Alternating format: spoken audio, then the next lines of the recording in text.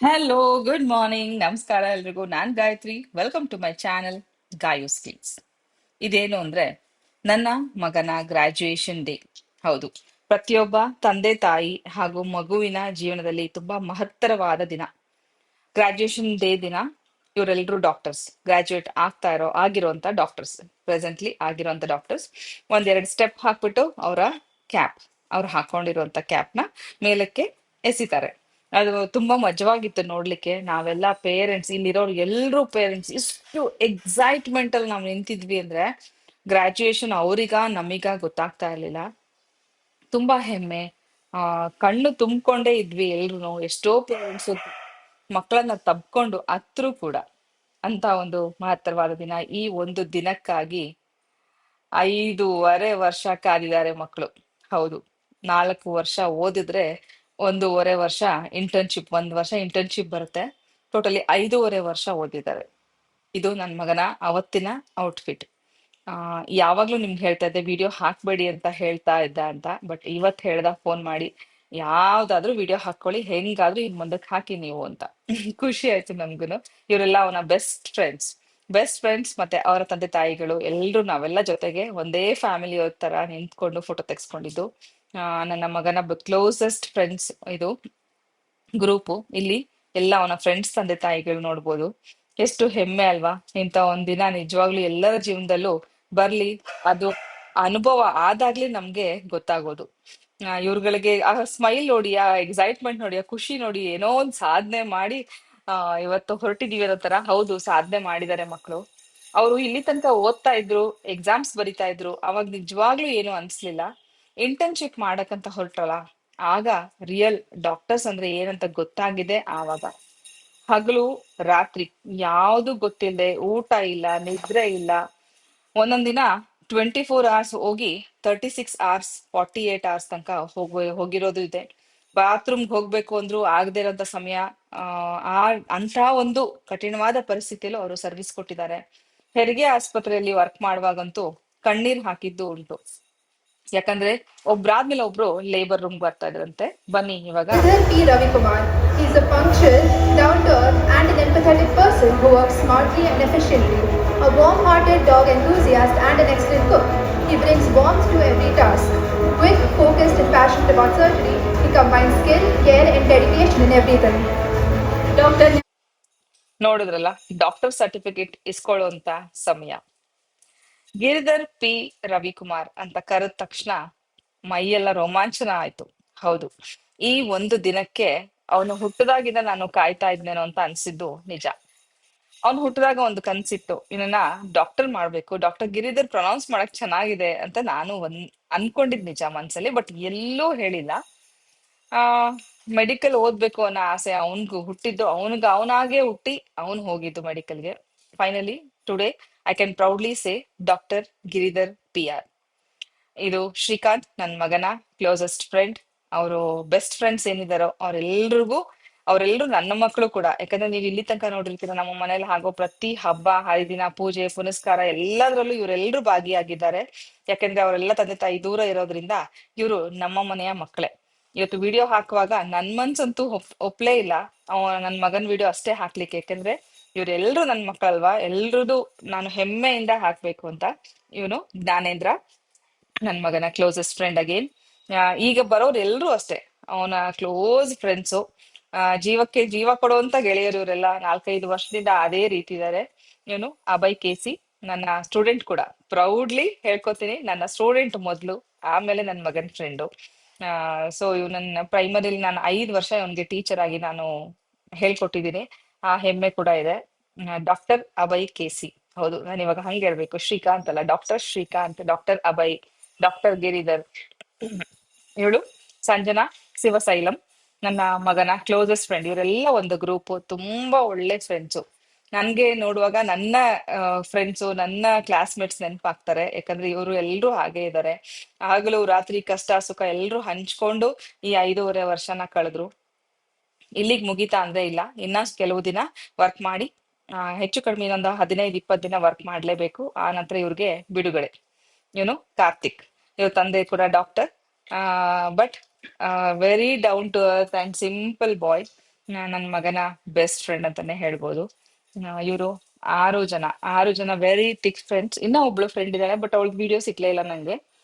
ಇವರೆಲ್ರು ಆ ಹೇಳ್ತಾ ಇದ್ನಲ್ಲ, ಅವ್ರಿಗೆ ಒಂದು ಭಾವನೆ ಹೆಂಗಿತ್ತು ಅಂದ್ರೆ, ಅವ್ರ ಭೂಮಿ ಮೇಲೆ ಇಲ್ಲೇ ಇಲ್ಲ ಅವತ್ತು. ಅಷ್ಟು ದಿನದಿಂದ ಡ್ರೆಸ್ ರೆಡಿ ಮಾಡ್ಕೊಳ್ಳೋದಾಗ್ಲಿ, ಅವತ್ತಿಗೆ ಹೋಗಿ ಹೇರ್ ಕಟ್ ಮಾಡಿಸ್ಕೊಳ್ಳೋದಾಗ್ಲಿ ಎಲ್ಲ ನೋಡ್ಬೇಕಿತ್ತು. ಒಂಥರ ಸಂಭ್ರಮ ಅನಿಸ್ತಾ ಇತ್ತು.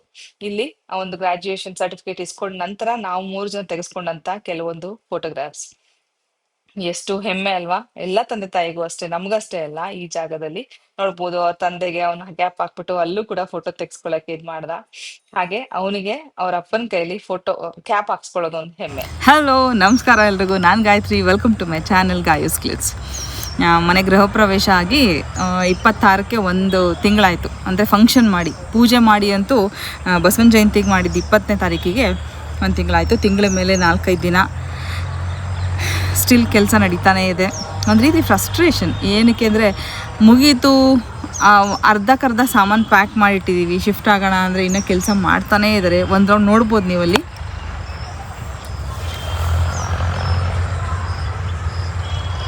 ಅಲ್ಲಿ ಇಬ್ಬರು ನೋಡ್ಬೋದು ಮೇನ್ ಡೋರ್ ಹತ್ರ ಉಜ್ತಾ ಇದ್ದಾರೆ, ಪಾಲಿಷ್ ಮಾಡ್ತಾ ಇದ್ದಾರೆ.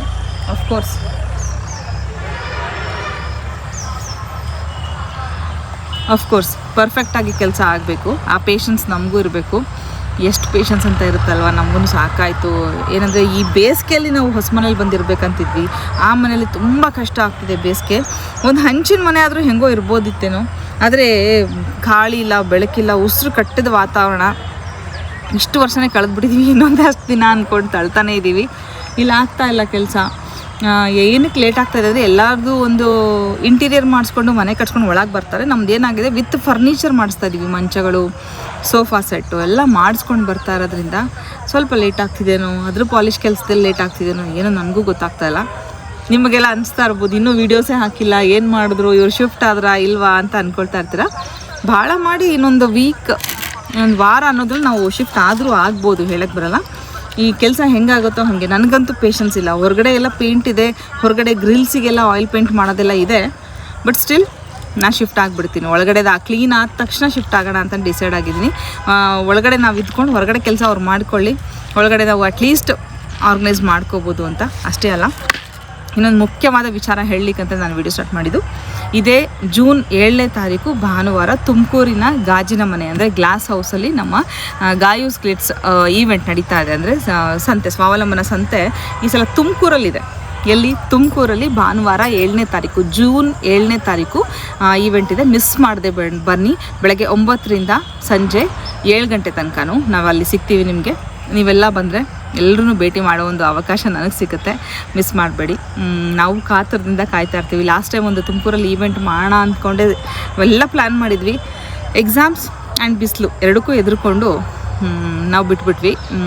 ಈ ಸಲ ಆ ಥರ ಇಲ್ಲ, ನಾವು ಮಾಡಲೇಬೇಕಂತ ನಿರ್ಧಾರ ಮಾಡಿದ್ದೀವಿ. ಸೊ ಜೂನ್ 7ನೇ ತಾರೀಕು ಗ್ಲಾಸ್ ಹೌಸಲ್ಲಿ ನಮ್ಮ ಗಾಯೂಸ್ ಕ್ಲಿಪ್ಸ್ ಸ್ವಾವಲಂಬನ ಸಂತೆ ಇರುತ್ತೆ. ಎಲ್ಲರೂ ಇರ್ತಾರೆ, ನೀವು ಬನ್ನಿ, ನಮ್ಮ ಎಲ್ಲ ಪ್ರಾಡಕ್ಟ್ ಸಿಗುತ್ತೆ. ಬಹುಶಃ ತುಮಕೂರು ಜನಕ್ಕೆ ಶ್ರಾವಣಕ್ಕೆ ಮುಂಚಿನ ಈವೆಂಟ್ ಇದಾಗ್ಬೋದು. ಬೆಂಗಳೂರಲ್ಲಿ ಶ್ರಾವಣಕ್ಕೆ ಮುಂಚೆ ಇನ್ನೊಂದು ಮಾಡ್ತೀವೋ ಇಲ್ವೋ ಅದು ನೋಡೋಣ ಮುಂದೆ. ಬಟ್ ತುಮಕೂರಲ್ಲಿ ಇದು ಈವೆಂಟ್ ಆಗ್ತಾರಿಂದ ನೀವೆಲ್ಲ ಬನ್ನಿ ಅಂತ ಕೇಳ್ಕೊಳ್ತೀನಿ. ಹಾಗೆ ಈ ವಿಡಿಯೋ ನೋಡ್ತಿದ್ದೀರಾ, ನಿಮಗೆ ಕಂಪ್ಲೀಟ್ ಮನೆ ಒಳಗಡೆ ಏನು ನಡೀತಾ ಇದೆ ಅಂತಲೂ ತೋರಿಸ್ತೀನಿ. ಹೊಸ ಫ್ರಿಡ್ಜ್ ಬಂತು, ಅದನ್ನು ತೋರಿಸ್ತೀನಿ ನಿಮಗೆ. ವಿಡಿಯೋ ಇಷ್ಟ ಆಗುತ್ತಲ್ಲ, ಪ್ಲೀಸ್ ಒಂದು ಲೈಕ್ ಮಾಡಿ. Thank you. ಇಲ್ಲಿ ನೀವು ನೋಡ್ತಾ ಇರೋದು ತುಪ್ಪದ ಹೀರೆಕಾಯಿ. ಆ್ಯಕ್ಚುಲಿ ಇದನ್ನು ನಾನು ತುಂಬ ದಿನ ಪ್ರಿಸರ್ವ್ ಮಾಡಿ ಇಲ್ಲಿಗೆ ಬಂದ ಮೇಲೆ ಸಮಾಧಾನವಾಗಿ ಹಾಕೋಣ ಅಂದರೆ ನಮ್ಮ ಪುನಿ ಇದನ್ನು ಹೊಡೆದಿಟ್ಬಿಟ್ಟಿದ್ದಾನೆ. ಇದನ್ನಿಗೆ ತುಂಬ ದಿನ ಇಡ್ಲಿಕ್ಕೂ ಬರೋಲ್ಲ, ಬೀಜಗಳು ತೆಕ್ಕೋಬೇಕಷ್ಟೇ. ನಾನು ಒಳಗಡೆದು ನಾರು ತೆಗೆದ್ಬಿಟ್ಟು ಸ್ನಾನಕ್ಕೆ ಬಳಸೋಣ ಅಂತ ಎಲ್ಲ ಯೋಚನೆ ಮಾಡಿಟ್ಟಿದ್ದೆ. ಹಾಗೆ ಮಕ್ಕಳು ಹೀಗೆ ಹೇಳ್ದೆ ಕೇಳದೆ ಹಾಳು ಮಾಡಿಬಿಡ್ತಾರೆ, ಗೊತ್ತೇ ಆಗೋಲ್ಲ. ಇದು ಹೊಡೆದ ನನಗೆ ಬೇಜಾರಾಯ್ತು. ಯಾಕಂದ್ರೆ ತುಂಬ ದಿನ ಇಟ್ಕೊಂಡು ಆಮೇಲೆ ನಂಗೆ ಏನಾಗಿದೆ, ಗಿಡಗಳ ಕಡೆ ಗಮನ ಕೊಡೋಕ್ಕೂ ಕೂಡ ಮನಸ್ಸು ಬರ್ತಾಯಿಲ್ಲ. ಇಲ್ಲಿಗೆ ಬಂದಮೇಲೆ ಮಾಡೋಣ ಹಿಂಗೆ ಮನಸ್ಸು ಯಾಕೋ ಒಂದು ಇದಾಗ್ಬಿಟ್ಟಿದೆ. ಅಲ್ಲಿ ಅರ್ಧ ಪ್ಯಾಕ್ ಮಾಡ್ತೀವಿ, ಪ್ಯಾಕ್ ಮಾಡಿಟ್ಟಿದ್ದು ಸಾಮಾನು ನಾಳೆ ಬೇಕಾಯಿತು ಅಂದರೆ ಮತ್ತೆ ಬಾಕ್ಸ್, ಸೀಲ್ ಮಾಡಿರೋ ಬಾಕ್ಸ್ ಓಪನ್ ಮಾಡಿಬಿಟ್ಟು ಏನು ಮಾಡ್ತಾಯಿದ್ದೀವಿ, ಒಂದಿಷ್ಟು ಸಾಮಾನು ಇದರಲ್ಲಿ ಗ್ಲಾಸ್ ಬಾಟಲ್ಸ್ ಅಂತ ಹಾಕಿದ್ರೆ ಅಥವಾ ಗ್ಲಾಸ್ ಜಾರ್ಸ್ ಅಂತ ಹಾಕಿದ್ರೆ ಬಾಕ್ಸಿಗೆ ಹಾಕಿ, ಕಾಟನ್ ಬಾಕ್ಸಿಗೆ ಹಾಕಿ ಸೀಲ್ ಮಾಡಿ ಅದ್ರ ಮೇಲೆ ಬರೆದಿಡ್ತಾ ಇದ್ದೀವಿ. ನಾಳೆ ಬೆಳಗ್ಗೆ ಅದು ಬೇಕಾಗುತ್ತೆ, ಬೇಕಾದ್ರೆ ಅಲ್ಲೇ ವಾಸ ಮಾಡ್ತಾರೆ. ಮತ್ತು ಆ ಸೀಲ್ ಕೀಳೋದು, ತಗೊಳ್ಳೋದು, ಬಳಸೋದು. Bed spreads, blankets, pillow covers, cushion covers ಎಲ್ಲ ಪ್ಯಾಕ್ ಮಾಡಿಟ್ಟಿದ್ದೀವಿ. ಹೋಗ್ಬಿಡ್ತೀವಿ ಒಂದು 8-10 ದಿನ ಅಂಥೇಳಿ ಪ್ಯಾಕ್ ಮಾಡಿಟ್ವಿ. 15 ದಿನ ಆಯಿತು, 20 ದಿನ ಆಯಿತು. ಚೇಂಜ್ ಮಾಡದೆ ಇರೋಕ್ಕಾಗತ್ತಾ? ಮತ್ತೆ ಚೇಂಜ್ ಮಾಡಬೇಕು, ಮತ್ತೆ ಓಪನ್ ಮಾಡಬೇಕು. ಇದು ಒಂಥರ ನಂಗೆ ಹೇಳೋಕ್ಕಾಗ್ತಾ ಇಲ್ಲ. ಒಂಥರ ಫ್ರಸ್ಟ್ರೇಷನ್ ಅಷ್ಟೇ. ಸ್ವಲ್ಪ ದಿನ ಇಲ್ಲಿಗೆ ಶಿಫ್ಟ್ ಆದಮೇಲೆ ಮೋಸ್ಟ್ಲಿ ನೆಮ್ಮದಿಯಾಗಿ ಮನಸ್ಸು ಒಂದು ಸ್ಥಿಮಿತವಾಗಿ ನಾವು ಸೆಟ್ಲ್ ಆಗ್ತೀವಿ ಅಂತ ಅನ್ಕೋತೀನಿ. ನೋಡೋಣ ಏನಾಗುತ್ತೆ ಅಂತ ಹೇಳಿ. ಈ ತುಪ್ಪದ ಹೀರೆಕಾಯಿ ಬಹುಶಃ ಗೊತ್ತಿರುತ್ತೆ ನಿಮಗೆಲ್ಲ. ಇದನ್ನು ಹಾಕ್ತೀನಿ. ಇದು ಬಳ್ಳಿ ಹಾಕೋಕ್ಕೂ ಒಂದು ಅದಕ್ಕೆ ವ್ಯವಸ್ಥೆ ಮಾಡಿ ಹಾಕಬೇಕು ಅನ್ನೋದು ನನ್ನ ಆಸೆ ಇತ್ತು. ಹಿಂಗಾಗತ್ತೆ ನೋಡೋಣ. Thank you. ಇವತ್ತು ಸೋಮವಾರ ದಿನ ಮಧ್ಯಾಹ್ನ ಊಟ ಎಲ್ಲ ಮುಗಿಸ್ಕೊಂಡು ಕೂತಿದ್ವಿ. ಅಷ್ಟರಲ್ಲಿ ಫ್ರಿಡ್ಜ್ ಬರುತ್ತೆ ಅಂತ ಹೇಳಿದ್ರು. ಇಮಿಡಿಯೇಟ್ಲಿ ಹೊಸ ಮನೆಗೆ ಹೋದ್ವಿ. ಕೆಲ್ಸದವ್ರು ಕೆಲಸ ಮಾಡ್ತಾನೆ ಇದ್ರು. ಫ್ರಿಡ್ಜ್ ಬಂತಲ್ಲ ಅಂತ ಹೇಳಿ ಇಳಿಸ್ಲಿಕ್ಕೆ ಹೋದ್ವಿ. ನೀವೆಲ್ಲ ಗೃಹ ಪ್ರವೇಶದಲ್ಲಿ ನೋಡಿರ್ಬೋದು. 4 ಡೋರ್ದು ಹೈಯರ್ದು ಫ್ರಿಡ್ಜ್ ಇತ್ತು, 520 ಲೀಟರ್ಸ್. ನನ್ಗೆ ಯಾಕೋ ಅದು ಚಿಕ್ಕದ್ ಅನ್ಸ್ತು. ಒಂದು ಆಂಗಲ್ ಅಲ್ಲಿ ಚಿಕ್ಕದು. ಆಮೇಲೆ ನನ್ಗ ಅದ್ಯಾಕೋ ಗೊತ್ತಿಲ್ಲ, ನನ್ಗೆ ಅದ್ರ ಮೇಲೆ ಪ್ರೀತಿ ಬರ್ಲೇ ಇಲ್ಲ, ಮನ್ಸು ಒಪ್ಲೇ ಇಲ್ಲ. ಸೊ ನಮಗೆ ತುಂಬಾ ಬೇಕಾದವರು ಅದನ್ನ ತಗೊಂಡ್ರು. ಸೊ ನನ್ಗೆ ಮತ್ತೊಂದು ಫ್ರಿಡ್ಜ್ ತಗೊಳ್ಳೋಂತ ಒಂದು ಅವಕಾಶನೂ ಸಿಕ್ತು. ಈಗ ನಾನ್ ತಗೊಂಡಿರೋದು ಸ್ಯಾಮ್ಸಂಗ್ 653 ಲೀಟರ್ಸ್. ಹಾಗೆ ಬಾಷ್ದು ಏರ್ ಫ್ರೈಯರ್ ತಗೊಂಡೆ. ಇದು ತುಂಬಾ ದಿನದಿಂದ ಅವಶ್ಯಕತೆ ಇತ್ತು, ಬಟ್ ತಗೊಂಡಿರ್ಲಿಲ್ಲ. ಈಗ ನನ್ನ ವೆರಿ ಥಿಕ್ಕೆಸ್ಟ್ ಫ್ಯಾಮಿಲಿ ಫ್ರೆಂಡ್ ಒಂದ್ ಗಿಫ್ಟ್ ಅಂತ ಒಂದಷ್ಟು ಅಮೌಂಟ್ ಕೊಟ್ಟಿದ್ದೀನ, ಇದಕ್ಕೆ ಹಾಕ್ಬಿಟ್ಟು ಏರ್ ಫ್ರೈಯರ್ ತಗೊಂಡಿದ್ದೀನಿ ನಾನು. ಹಾಗೆ ಇದು ಸ್ಯಾಮ್ಸಂಗ್ 653 ಲೀಟರ್ಸ್ದು ರೆಫ್ರಿಜಿರೇಟರ್, 2 ಡೋರ್ಸ್, ಡಬಲ್ ಡೋರ್ದು ರೆಫ್ರಿಜಿರೇಟರ್, ಸೈಡ್ ಬೈ ಸೈಡ್. ಇದ್ರ ಬಗ್ಗೆ ಏನೇನಿದೆ ಅದ್ರದ್ದು ಯುನೀಕ್ನೆಸ್, ಹಾಗೆ ಇದು ಯಾಕೆ ನನಗೆ ಇಷ್ಟ ಆಯ್ತು ಅಂತೆಲ್ಲ ನಿಮ್ಗೆ ಮುಂದೆ ಯಾವಾಗಾದ್ರೂ ತಿಳಿಸ್ತೀನಿ. ಯಾಕಂದ್ರೆ ಈಗ ಅದನ್ನ ನಿಮ್ಗೆ ನೋಡ್ಲಿಕ್ಕೂ ಗೊತ್ತಾಗಲ್ಲ, ಹೇಳಿದ್ರು ಅರ್ಥ ಆಗಲ್ಲ. ತೋರಿಸ್ತಾ ನಾನು ನಿಮ್ ಜೊತೆ ಹಂಚ್ಕೊಳ್ತೀನಿ. ಆಗ ನಿಮ್ಗೆ ಅದ್ರ ಫೀಚರ್ಸು ಗೊತ್ತಾಗತ್ತೆ, ನಾನ್ ಯಾಕೆ ತಗೊಂಡೆ ಅಂತಾನೂ ಅರ್ಥ ಆಗತ್ತೆ. ಹಾಗೆ ಫ್ರಿಡ್ಜ್ ಇರ್ಲಿಲ್ವಾ ಅಂದ್ರೆ ಇತ್ತು ಫ್ರಿಡ್ಜ್. ಇಷ್ಟು ದೊಡ್ಡದಲ್ಲ, ಚಿಕ್ಕದಿತ್ತು ಫ್ರಿಡ್ಜ್. ಡಬಲ್ ಡೋರ್ದು ಫ್ರಿಡ್ಜ್ ಇತ್ತು. ಇದು ಸೈಡ್ ಬೈ ಸೈಡ್ ಡೋರ್ದು, ಮೇಲೆ ಕೆಳಗೆ ಇರುವಂತ ಡಬಲ್ ಡೋರ್ ಫ್ರಿಡ್ಜ್ ಇತ್ತು ಮನೆಯಲ್ಲಿ. ಆದ್ರೆ ಅದು ಕೊಡಲ್ಲ ಫ್ರಿಡ್ಜ್. ನಮ್ಮ ಮನೇಲಿ ಇರುವಂತ ಫ್ರಿಡ್ಜ್ ಕೊಡಲ್ಲ, ಮಗನ್ ಮನೇಲಿರೋ ಫ್ರಿಡ್ಜ್ ಕೊಡಲ್ಲ. ಬಿಕಾಸ್ ಇನ್ ಫ್ಯೂಚರ್ ಅವನು ಹಾಸ್ಪಿಟಲ್ ಕೂಡ ಮಾಡ್ತಾನಲ್ವಾ, ಅದಕ್ಕೂ ಬೇಕಾಗತ್ತೆ ಫ್ರಿಡ್ಜ್. ಹಾಗೆ ನಾನು ಕೂಡ ಯಾವ್ದನ್ನು ಆ ಕಳ್ಕೊಂಡು ಕಡಿಮೆ ದುಡ್ಡಿಗೆ ಏನೋ ಕೊಟ್ಬಿಟ್ರೆ ಯೂಸ್ ಆಗಲ್ಲ, ಬಳಸ್ಕೊಳ್ಳೋಣ ಮುಂದಕ್ಕೆ ಅಂತ ಹೇಳಿ ಅನ್ಕೊಂಡಿದೀವಿ ಹಾಸ್ಪಿಟಲ್ಗೆ. ಇದು ಸ್ಯಾಮ್ಸಂಗ್ ಡಬಲ್ ಡೋರ್ ಫ್ರಿಡ್ಜ್ ನಾನ್ ತಗೊಂಡಂತ ಹೊಸ ಫ್ರಿಡ್ಜ್. ಈಗಷ್ಟೇ ಓಪನ್ ಆಗಿದೆ. ಬ್ಲಾಕ್ ತಗೊಂಡಿದ್ವಿ, ಅದು ಸಿಕ್ಕಾಬಟ್ಟೆ ನನಗೆ ಯಾಕೋ ಅಷ್ಟು ಮನ್ಸಿಗೆ ಪ್ರೀತಿನೇ ಬರ್ಲಿಲ್ಲ ಅದ್ರ ಮೇಲೆ. ಈಗ ವೈಟ್ ಗ್ಲಾಸಿ ಫಿನಿಶ್ ಇತ್ತು, ಸಕ್ಕದಾಗಿದೆ. ಡೋರ್ ಮಾತ್ರ ತುಂಬಾ ಇಷ್ಟ ಆಯ್ತು. ಅಲ್ಲೇ ಒಂದೇ ದಿನಕ್ಕೆ ಅದು ನೋಡಿದ ತಕ್ಷಣ ಪ್ರೀತಿ ಹುಟ್ಟಿದ್ದು ಇದ್ರ ಮೇಲೆ. ಸೊ ಅದು ಎಷ್ಟು ಸ್ಯಾಟಿಸ್ಫ್ಯಾಕ್ಷನ್ ಇದೆ ಅಂದ್ರೆ, ನಾವಿನ್ನ ಆನ್ ಮಾಡಿಲ್ಲ, ಬಳಸಿಲ್ಲ, ಬಟ್ ಅಷ್ಟು ಸ್ಯಾಟಿಸ್ಫ್ಯಾಕ್ಷನ್ ಇದೆ. ಯಾಕೆ ನಾವಿನ್ನು ಆ ಹೊಸ ಮನೆಗೆ ಹೋಗಿಲ್ಲ ಅಂದ್ರೆ ನಿಮ್ಗೆ ತೋರಿಸ್ತೀನಿ. ಆ ಹೋಮ ಮುಗಿಯೋ ತನಕ ಮನೆಯಲ್ಲಿ ಈ ಫೈನಲ್ ಪೇಂಟ್ ಮಾಡೋದ್ ಬೇಡ ಅನ್ಕೊಂಡು ಸಿಕ್ಕಾಬಟ್ಟೆ ಹೋಮಗಳಿತ್ತಲ್ಲ, ಎಲ್ಲಾ ಮುಗಿಸ್ಕೊಂಡು ನಾವು ಪೂಜೆ ಎಲ್ಲ ಆದ್ಮೇಲೆ ಮತ್ತೆ ಕೆಲಸ ಮಾಡ್ಸೋಕ್ ಸ್ಟಾರ್ಟ್ ಮಾಡಿದ್ವಿ. ಆಗ ಪೇಂಟ್ ಇನ್ನೊಮ್ಮೆ ಮಾಡ್ಬೇಕು ಅಂದ್ರೆ ಅವ್ರು ಪ್ಯಾಚ್ ಮಾಡ್ಕೋಬೇಕು ಎಲ್ಲಾ ಕಡೆ, ಪ್ರೈಮರ್ನ ಹಚ್ಕೊಂಡು ಆ ನಂತರ ಅವರು ಫೈನಲ್ ಕೋಟ್ ಪೇಂಟ್ ನ ಮಾಡ್ಬೇಕಾಗತ್ತೆ. ಅದನ್ನ ಉಜ್ಕೋಬೇಕು. ಆ ನಂತರ ಈ ಉಜ್ಜೋಕ್ ಸ್ಟಾರ್ಟ್ ಮಾಡಿದ್ರೆ ನಿಮಗೆ ಗೊತ್ತು ಧೂಳು ಎಷ್ಟು ಬರುತ್ತೆ ಅಂದ್ರೆ, ಆ ಪೇಂಟಿನ ಪೌಡರ್ ಉದುರುತ್ತೆ. ಎಷ್ಟು ಮನೆ ವೈಟ್ ಧೂಳಾಗಿದೆ ಅಂದ್ರೆ, ನಾವು ಹೊಸದಾಗಿ ಮಸ್ಕಿಟೋದು ನೆಟ್ ಬರುತ್ತಲ್ಲ, ಮೆಶ್, ಅದ್ರಲ್ಲಿ ಡೋರ್ ಹಾಕ್ಸಿದೀವಿ, ಅದು ಕೂಡ ವೈಟ್ ಆಗೋಗಿದೆ. ಯಾವ ರೀತಿ ಕ್ಲೀನ್ ಮಾಡ್ಕೋತೀವೋ ಗೊತ್ತಿಲ್ಲ. ಇದು ಮೇನ್ ಡೋರ್ನ ಆಲ್ರೆಡಿ ನೀವು ಗೃಹ ಪ್ರವೇಶದಲ್ಲಿ ನೋಡಿದ್ರಿ, ಬಟ್ ಅದು ಫೈನಲ್ ಆಗಿರಲಿಲ್ಲ. ಜಸ್ಟ್ ಒಂದು ಟಚ್ ಮಾಡಿದ್ರು ಅಷ್ಟೇ. ಇವಾಗ ಇದನ್ನ ಫೈನಲಿ ಕಂಪ್ಲೀಟ್ ವರ್ಕ್ ಉಜ್ಕೊಂಡು ಫೈನಲ್ ಪಾಲಿಶ್ ಕೂಡ ಇವಾಗ ಮಾಡ್ತಾ ಇದಾರೆ. ಅಲ್ಲಿಗೆ ಅದು ಕೆಲಸ ಮುಗೀತು ಅನ್ನೋ ಒಂದು ಫೀಲಿಂಗ್. ಇಲ್ಲಿ ನೀವು ನೋಡ್ತಾ ಇದ್ದೀರಾ, ಇದು ಮಂಚ. ನಮ್ಮ ಮಾಸ್ಟರ್ ಬೆಡ್ರೂಮ್ದು ಮಂಚ. ಇದೇ ತರ ಮಗಂದು ಸೇಮ್ ಇದೆ ಮಂಚ, ಬಟ್ ಮೇಲ್ಗಡೆ ಅವನಿಗೆ 4 ಸ್ಟ್ಯಾಂಡ್ ಬರಲ್ಲ, ಮಂಚ ಮಾತ್ರ ಸೇಮ್ ಇದೆ. ಅವ್ನು ನನ್ಗೆ ಆ ತರ ಬೇಡ ಅಂತ ಹೇಳ್ದ. ಇದು 7x7 ಇದೆ. ಎಲ್ಲಾ ಮಂಚನೂ ಎಕ್ಸಾಕ್ಟ್ 7 ಇರಬಾರ್ದು, ಹಾಗಾಗಿ 2 ಇಂಚ್ ಕಡಿಮೆ ಇರುತ್ತೆ. ಇದು ಇನ್ನೊಂದು ಮಂಚ, ಇದು ಕೂಡ 7x7. ನಾನ್ 7x7 ಅಂತ ಹೇಳ್ತೀನಿ, ಬಟ್ 2 ಇಂಚಸ್ ಕಡಿಮೆ ಇರುತ್ತೆ ಅದು. ಆ ಇದು ಗೆಸ್ಟ್ ರೂಮ್ಗೆ, ಇದು ಕೆಳಗಡೆ ಗೆಸ್ಟ್ ರೂಮ್ಗೆ. ಇದು ಇನ್ನೊಂದು 7x7 ಮಂಚ, ಇದು ಮೇಲಿನ ಗೆಸ್ಟ್ ರೂಮ್ಗೆ. ಮಗನ್ ಮಂಚ ಆಲ್ರೆಡಿ ಅವ್ನ ರೂಮಲ್ಲಿ ಫಿಟ್ ಆಗಿದೆ. ತೋರಿಸ್ತೀನಿ ನಿಮ್ಗೆ. ನಾನು ಆ ಮನೆಗೆ ಹೋದ್ಮೇಲೋ ಅಥವಾ ಮುಂಚೆನೋ ನನಗ್ ಗೊತ್ತಿಲ್ಲ, ನಿಮ್ ಜೊತೆ ಎಲ್ಲದನ್ನು ಹಂಚ್ಕೋತೀನಿ. ಇದು ದೇವ್ರ ಮನೆದು ಪಾಲಿಶ್ ಈಗ ಫೈನಲ್ ಆದ್ಮೇಲೆ ಅದರದ್ದು ನಿಜವಾಗ್ಲೂ ಲುಕ್ಕೇ ಬೇರೆ ಆಗಿದೆ. ಪವರ್ ಕಟ್ ಪ್ರಾಬ್ಲಮ್, ಬೆಳಗ್ಗೆಯಿಂದ ಪವರ್ ಇಲ್ಲ. ಲಾಫ್ಟ್ ಅಲ್ಲಿ ಎಲ್ಲ ಪೇಂಟ್ ಆಗ್ಬೇಕಿತ್ತು, ಸ್ವಲ್ಪ ಎಲ್ಲ ತೆಗೆದು ಅದನ್ನ ಒಳಗಡೆ ಪೇಂಟ್ ಮಾಡ್ತಾ ಇದ್ರು. ಇದು ಕಿಚನ್ ನೋಡಿ. ಫ್ರಿಜ್ ಎಲ್ಲ ಇಟ್ಟೋದ್ಮೇಲೆ ಕಿಚನ್ ಯಾವ ಅವಸ್ಥೆಯಲ್ಲಿ ಇದೆ, ಯಾಕಂದ್ರೆ ನಾವಿನ್ನ ಶಿಫ್ಟ್ ಆಗಿಲ್ಲ. ಕೆಲ್ಸದವರು ಎಲ್ಲದನ್ನು ಕ್ಲೀನ್ ಮಾಡ್ಕೊಡ್ತೀವಿ, ನೀವು ಟೆನ್ಷನ್ ಮಾಡ್ಕೋಬೇಡಿ ಅಂತ ಹೇಳಿದ್ದಾರೆ. ನೋಡೋಣ ಎಷ್ಟು ಮಟ್ಟಿಗೆ ಅವ್ರು ಮಾಡ್ತಾರೆ. ಅವ್ರು ಮಾಡಿದ್ಮೇಲೆ ನಾವು ಮಾಡ್ಕೊಳ್ಳೋದು ಇದ್ದೇ ಇದೆ, ಮಾಡ್ಕೊಳ್ಳೇಬೇಕು, ಮಾಡ್ಕೊಳ್ತೀವಿ. ಆದ್ರೆ ಆದಷ್ಟು ಬೇಗ ಮುಗಿದ್ರೆ ಸಾಕು ಅನ್ನೋ ಮಟ್ಟಕ್ಕೆ ಮನಸ್ಥಿತಿ ಬಂದೋಗಿದೆ. ಓಕೆ, ಇದು ದೂರದಿಂದ ನಿಮಗೆ ತೋರಿಸ್ತಾ ಇದ್ದೆ, ನಾನೇ ನೋಡ್ತಾ ಇದ್ದೆ ದೂರದಿಂದ ಹೇಗ್ ಕಾಣುತ್ತೆ ಅಂತ. ಅದು ಕ್ಯಾಪ್ಚರ್ ಆಗಿದೆ. ಸ್ಟೋರ್ ರೂಮ್ ಅಲ್ಲಿ ಒಂದಷ್ಟು ಪಾತ್ರೆ ಪಡ್ಗ ಏನಿತ್ತು ಅದನ್ನೆಲ್ಲ ಎತ್ತಿಟ್ಟಿದೀವಿ ಅಷ್ಟೇ. ತುಂಬಾ ಸಾಮಾನುಗಳನ್ನ ಮನೆಗೆ ತಗೊಂಡ್ ಹೋಗಿದೀವಿ. ಇನ್ನ ಪೂಜೆಗೆ ತಂದಂತ ಎಷ್ಟೋ ಸಾಮಾನ ಇಲ್ಲೇ ಇಟ್ಟಿದ್ದೀವಿ. ಇದು ಮೆಶ್ ಡೋರು, ಸ್ಲೈಡಿಂಗ್ ಡೋರ್ ಮಾಡ್ಸಿದೀವಿ. ಮೆಶ್ ಡೋರ್ ಅಂದ್ರೆ ಮಸ್ಕಿಟೋ ನೆಟ್ ಇರುತ್ತಲ್ಲ ಆ ತರದ್ದು ಮೆಶ್ ಡೋರು. ಪರವಾಗಿಲ್ಲ. ಇದು ಎಲ್ಲ ಇದೇ ತರನೇ ಬರೋದು ಕ್ವಾಲಿಟಿ ಎಲ್ಲ. ಸ್ಲೈಡಿಂಗ್ ಮಾಡ್ಸಿದೀವಿ, ಯಾಕಂದ್ರೆ ಆ ಕಡೆ ತೆಗಿಯೋದು ಹಾಕೋದು ಮಾಡಿದ್ರೆ ಡಿಸ್ಟರ್ಬೆನ್ಸ್ ಅಂತ ಹೇಳಿ. ಡೈನಿಂಗ್ ಟೇಬಲ್ ಮೇಲೆ ನೋಡ್ಬೋದು ನೀವು ಎಷ್ಟು ಕಟ್ಟಿಗೆ ಹೇಗಿದೆ ಇಟ್ಟಿದ್ದಾರೆ ಅಂತ ಹೇಳಿ. ಅದು ಗ್ರೆನೈಟ್ ಆಗಿರೋದ್ರಿಂದ ಯಾವುದೇ ರೀತಿ ಸ್ಕ್ರಾಚಸ್ ಏನು ಪ್ರಾಬ್ಲಮ್ ಆಗಲ್ಲ. ಅದು ಒಂದು ಧೈರ್ಯ, ಒಂದ್ ಸಮಾಧಾನ, ಗಟ್ಟುಮುಟ್ಟಾಗಿರೋದು ಒಂದಾದ್ರೂ ಇದೆಯಲ್ಲ ಅಂತ ಅನ್ಸುತ್ತೆ. ಹಾಗೆ ಇಲ್ಲಿ ನನ್ನ ಆಫೀಸು, ಸಾರಿ ನಮ್ಮ ಮಾಸ್ಟರ್ ಬೆಡ್ರೂಮ್ ಡಿಕೋ ಪೇಂಟ್ ಆಗ್ತಾ ಇತ್ತು. ಅವ್ರಿಬ್ರು ಮಾಡ್ತಾ ಇದ್ರಲ್ಲ, ಅವ್ರು ಮಾಡುವಾಗ ಎಷ್ಟು ಕಷ್ಟ ಪಡ್ತಾರೆ ಗೊತ್ತಾ. ಈ ಡಿಕೋ ಪೇಂಟ್ ನಾನ್ ಕೇಳಿದ್ರೆ ಏನಕ್ಕೆ ಇದು ಈ ತರ ಅಂತ. ಅದು ಎಷ್ಟು ಆ ಕೆಮಿಕಲ್ ಸ್ಮೆಲ್ ಇರುತ್ತೆ ಅಂದ್ರೆ ಪಾಪ ನಿಜವಾಗ್ಲೂ ಹೇಳ್ತೀನಿ, ಅವ್ರು ಆಗಿರೋದಕ್ಕೆ ಅದನ್ನ ಮಾಡ್ತಾರೆ. ಅದನ್ನ ಮಾಸ್ಕ್ ಎಲ್ಲ ಹಾಕೊಂಡು ಬಟ್ಟೆ ಕಟ್ಕೊಂಡು ಅದನ್ನ ಮಾಡಿ ಒಂದ್ ಸೆಕೆಂಡ್ ಆಚೆ ಬಂದು ಉಸಿರಾಡ್ತಾರೆ ಅಂತ ಅನ್ಸ್ಬಿಡುತ್ತೆ ಪಾಪ. ಪಾಲಿಶ್ ಸ್ಪ್ರೇ ಮಾಡುವಾಗ್ಲೂ ಅಷ್ಟೇ, ಏನಪ್ಪಾ ಇದು ಎಲ್ಲ ಕೆಮಿಕಲ್ ಅಲ್ವಾ, ಮುಂಚೆ ಹೇಗಿತ್ತು ಇದು ಈಗ ಏನಾಗಿದೆಯೋ, ನಾವೆಲ್ಲ ಇದನ್ನ ಮಾಡಿಸ್ಲೇಬೇಕಾ ಅಂತ ಅನ್ಸ್ಬಿಡುತ್ತೆ ನೋಡಿದಾಗ. ಇಷ್ಟು ಕೆಮಿಕಲ್ ಅವರು ಅದನ್ನ ವಾಸನೆ ಕುಡಿಯಕ್ ಆಗ್ತಿಲ್ಲ ಅಂದ್ರೆ ನಾವ್ ಯಾವ ರೀತಿ ಅನ್ಭವಿಸ್ತೀವೋ ಅಂತ ಅನ್ಸ್ಬಿಡುತ್ತೆ ಒಂದೊಂದ್ಸಲ. ಗೊತ್ತಿಲ್ಲ, ಅದು ಅವ್ರು ಹೇಳೋದೇನಂದ್ರೆ ಅರ್ಧ ಗಂಟೆ ಅಷ್ಟೇ, ಆಮೇಲೆ ಅದು ಹೊರಟೋಗುತ್ತೆ ಅಂತ ಹೇಳ್ತಾರೆ.